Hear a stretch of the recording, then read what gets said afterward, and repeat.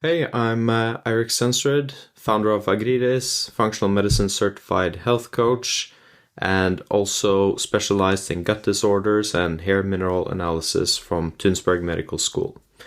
So today I'm going to jump into how I personally solved my IBS issues, my fatigue, my sleep issues, and I used to have a lot of acne and allergies, and all of these are gone. What I can do is just kind of dive in and give you the step-by-step framework of how I did this.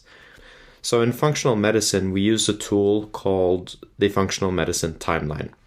And it's a way to structure our entire health and life history into one overview that shows you basically what has happened, what may have mediated or kind of accelerated how this all happened, and what triggers have you experienced over the course of your life that also may have affected and influenced your health. So basically, before I was even born, we look at also our family history. So what diseases are there in our family, and what was my pregnancy like? So when I was in the womb of my mom, what did she experience? Did she eat poorly? Was she exposed to environmental toxins? So that is something that I actually went into and asked my mom about. And all of these things can actually then later in life influence everything from our microbiome or our toxicity levels. And then we look at the birth. How were you actually born? Was it natural? Was it with a C-section? And specialists in this field will even tell you that the microbiome from the vagina of your mom can actually have an effect on the microbiome that you have today. That is one thing that we look at in functional medicine. Then also we try to look at the whole, collection of vaccines that we've been taking over the course of our life. And then we look at our actual life. So from 0 to 9, what kind of infections did you have? What medications did you take that could have had some effect or may have even disrupted the microbiome or your health in some way? We also look at the mediators, which are the diets, the things that can cause inflammation over time, deficiencies, lack of sun, dysbiosis, all of these different things, and also kind of the triggers. So something that was acute, like experiencing trauma, changes, acute infections, surgery, that kind of stuff. I'm now 34, and over the course of my life, I started to experience quite a lot of infections. I did take a lot of antibiotic treatments over the course of my life, from 0 to 9, 10 to 19, and so on. I did move abroad in Malaysia and France when I was a kid, and that also kind of perpetuated and changed the environment, which can also change a lot of stuff inside your body on a biochemical level. And then I started over time experiencing allergies, and I had no allergies when I was 0 to 9, and then in my teens, that's kind of when everything started happening, and I started getting acne, hormonal imbalances. I was also eating a lot of poor food at that time, a lot of ultra processed foods, and eventually it kind of all started transpiring when, after I went on a very severe acne treatment program with tetracycline first, and then also with something called isotretinoin, which is a Roaccutane treatment. And that did help me get rid of the acne. But I right after started studying abroad in France, and I was drinking a lot of alcohol, partying a lot, eating only unhealthy food.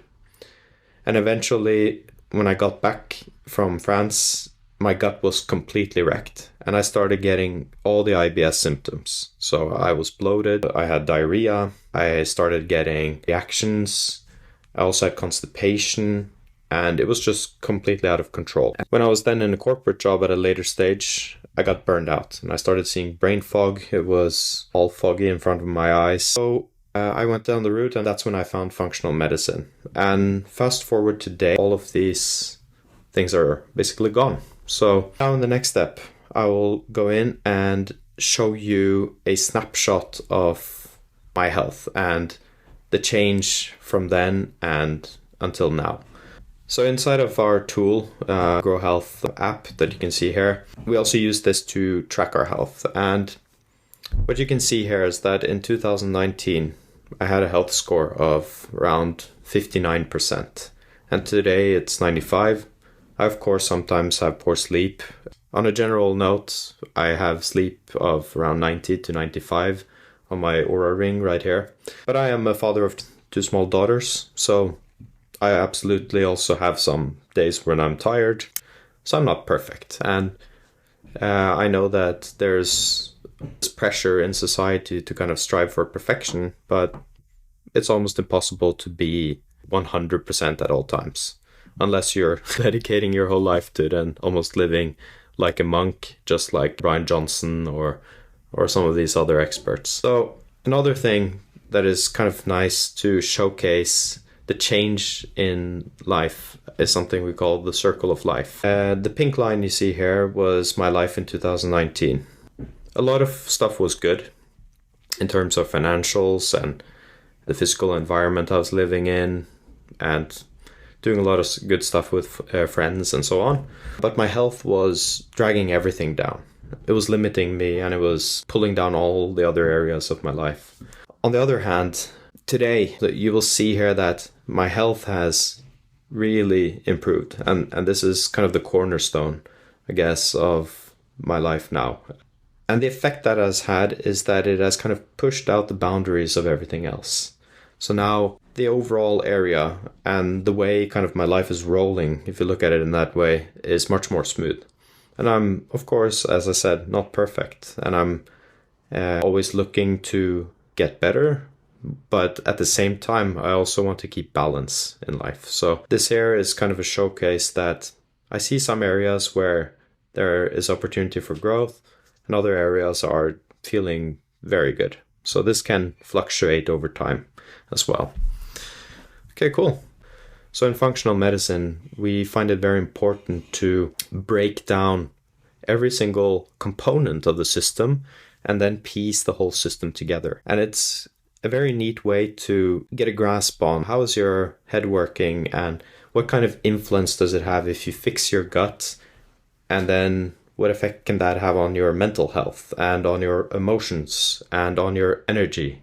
And what if you start taking supplements to rebalance your minerals levels? What effect can that have on your mind and maybe even on your gut and on your joints and so on? So this is a very nice way to keep track of that and see that very clearly. When we dive in a bit further, it is quite amazing to see how I was treating myself in 2019 and how I'm treating myself now, what I did in terms of my sleep and the so-called lifestyle factors, which are basically looking at the 5 core areas of life, which are your sleep, physical activity, diet and nutrition, stress factors and stress management, and the relationships. So I wasn't doing everything poorly in 2019. I was very social at that time and I had great relationships and a lot of contact with friends, family, and so on. But I was out there drinking and doing a lot of bad stuff that was ruining my sleep. And then again, my sleep was being down prioritized, which meant physical activity was less frequent. And also when I did physical activity, it was very stressful. I chose to do activities that were like, okay, now I have to go all in because now I feel bad about myself. So now I have to push myself harder, which was ultimately stressing me more and draining my energy even more and actually perpetuating and causing burnout. I have eliminated, for instance, inconsistent sleep schedule, eating late at night, drinking alcohol before bed, using devices right before I went to sleep, doing stimulating activities at night, excessive noise or light in the bedroom, drinking too much fluid so that I actually had to get up and pee during the nighttime, breaking my sleep even more often, and also going to bed because I was stressed or anxious about my work. I had to get up early because I was flying out to go to meetings in another town and so on. So ultimately, I had to sleep in on weekends to kind of catch up everything.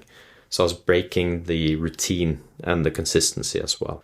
So what I've done to improve my sleep has been, sleep schedule. I've started supplementing based on my exact biochemical profile, what my genes need. Also, based on my hair analysis, it's possible to understand on a cellular level what you need in terms of exact vitamins and minerals to support yourself, to get better energy and stabilize everything in your system. So I do that.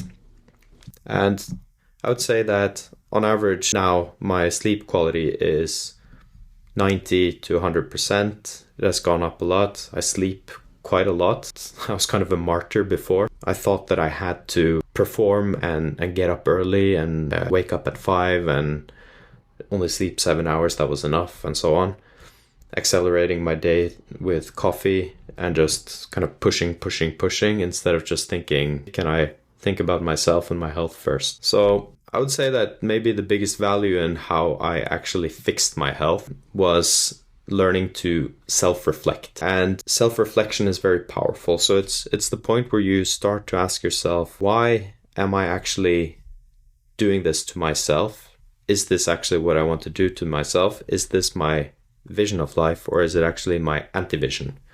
So are the things I'm doing right now supporting a vision that is pulling me away from where I want to be versus actually bringing me closer to where I want to be? And at times it's very easy to just kind of be pulled into the socials and do what everybody else does, and then you kind of neglect yourself. And that was what I was doing. But over time I learned to self-reflect, and ultimately that has helped me to kind of flip out. So of course, other things that I've done included implementing regular physical activity, not so much about the extremes, more about doing as little as possible in terms of strength training, and just the rest of the time doing things that I. So it all depends on what are your goals basically, and what do you actually enjoy doing. And looking at diet, that is one very, very important part. And obviously this is something that a lot of people talk about. There's a lot of conflicts about what is good, what is not good. But I think that the general note, whether you're a vegan or a carnivore or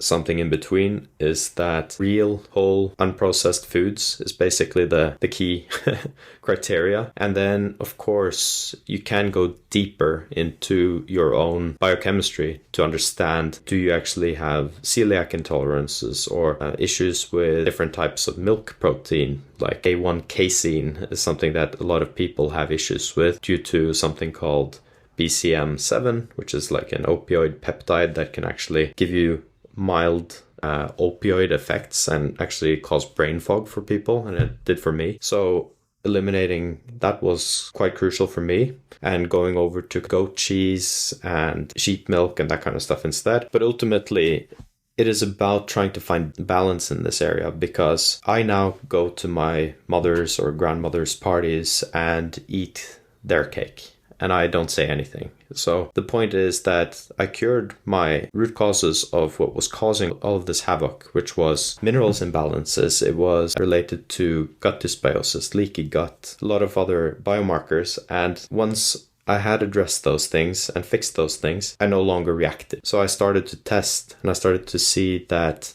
I was not reacting to these things anymore. But still, I did not want to put them in because I didn't want to start the fire again. So 90% of the time I don't touch those things, but the rest of the time it's okay to go out. It's okay to have a beer. It's okay to go out and party with your friends every once in a while. You just have to build up the body that you want and the resilience and the health that you want in order to stay resilient when you put those things into your system. So that is what I did, and it has worked for me. So maybe it could work for you as well.